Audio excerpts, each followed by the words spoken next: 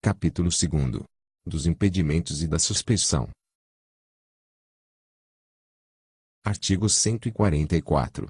Há impedimento do juiz, sendo-lhe vedado exercer suas funções no processo. Inciso 1º. Em que interveio como mandatário da parte, oficiou como perito, funcionou como membro do Ministério Público ou prestou depoimento como testemunha. Inciso 2º. De que conheceu em outro grau de jurisdição, tendo proferido decisão.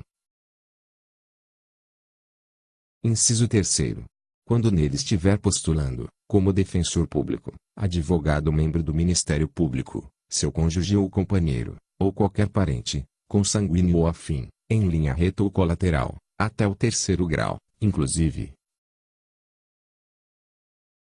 Inciso 4º. Quando for parte no processo ele próprio, seu cônjuge ou companheiro, ou parente, consanguíneo ou afim, em linha reta ou colateral, até o 3º grau, inclusive. Inciso 5º. Quando for sócio ou membro de direção ou de administração de pessoa jurídica parte no processo. Inciso 6º. Quando for herdeiro presuntivo, donatário ou empregador de qualquer das partes. Inciso 7º. Em que figure como parte instituição de ensino com a qual tenha relação de emprego ou decorrente de contrato de prestação de serviços. Inciso 8º.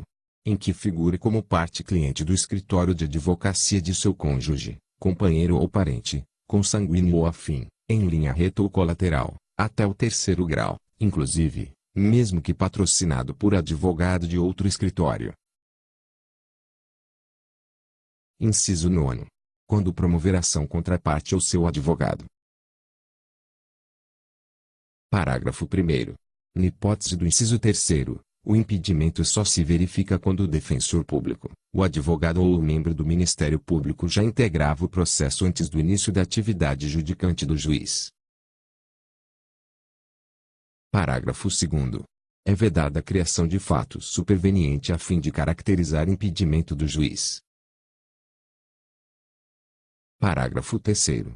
O impedimento previsto no inciso 3º também se verifica no caso de mandato conferido a membro de escritório de advocacia que tenha em seus quadros advogado que individualmente ostente a condição nele prevista, mesmo que não intervenha diretamente no processo. Artigo 145. A suspeição do juiz. Inciso 1º. Amigo íntimo ou inimigo de qualquer das partes ou de seus advogados. Inciso 2º. Que receber presentes de pessoas que tiverem interesse na causa antes ou depois de iniciado o processo, que aconselhar alguma das partes acerca do objeto da causa ou que subministrar meios para atender às despesas do litígio. Inciso 3º. Quando qualquer das partes for socredora ou devedora, de seu cônjuge ou companheiro ou de parentes destes, em linha reta até o 3º grau, inclusive. Inciso 4º. Interessada no julgamento do processo em favor de qualquer das partes. Parágrafo 1º. Poderá o juiz declarar-se suspeito por motivo de foro íntimo, sem necessidade de declarar suas razões. Parágrafo 2º. Será ilegítima a alegação de suspeição quando: Inciso 1º. Houver sido provocada por quem alega. Inciso 2º. A parte que alega houver praticado o ato ou que signifique manifesta a aceitação do arguido. Artigo 146. No prazo de 15 dias, a contar do conhecimento do fato, a parte alegará o impedimento ou a suspeição, em petição específica dirigida ao juiz do processo, na qual indicará o fundamento da recusa, podendo instruí-la com documentos em que se fundar a alegação e com rol de testemunhas. Parágrafo 1º.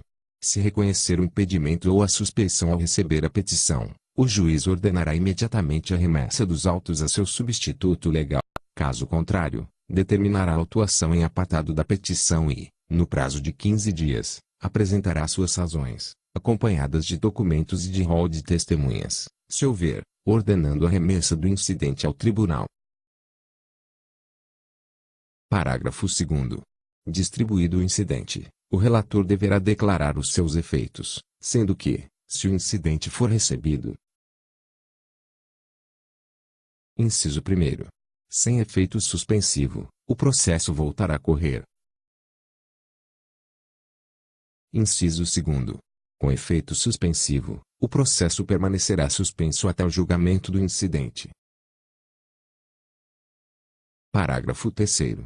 Enquanto não for declarado o efeito em que é recebido o incidente ou quando este for recebido com efeito suspensivo, a tutela de urgência será requerida ao substituto legal. Parágrafo 4º. Verificando que a alegação de impedimento ou de suspeição é improcedente, o tribunal rejeitá-la-á.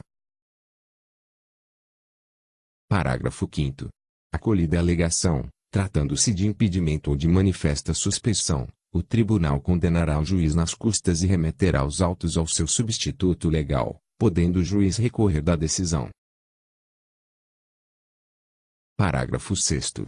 Reconhecido o impedimento ou a suspeição, o tribunal fixará o momento a partir do qual o juiz não poderia ter atuado. Parágrafo 7º.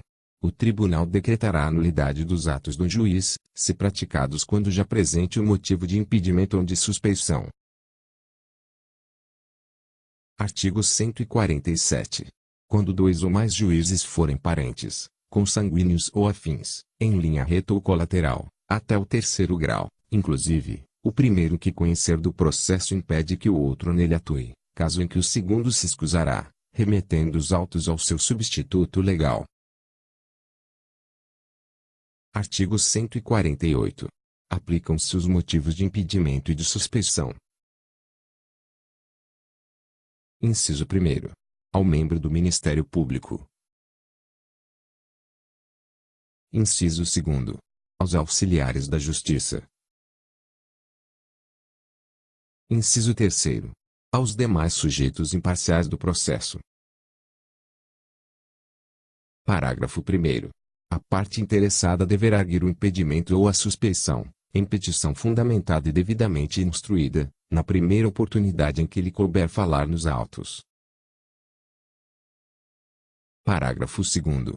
O juiz mandará processar o incidente em separado e sem suspensão do processo, ouvindo o arguido no prazo de 15 dias e facultando a produção de prova, quando necessária. Parágrafo 3º.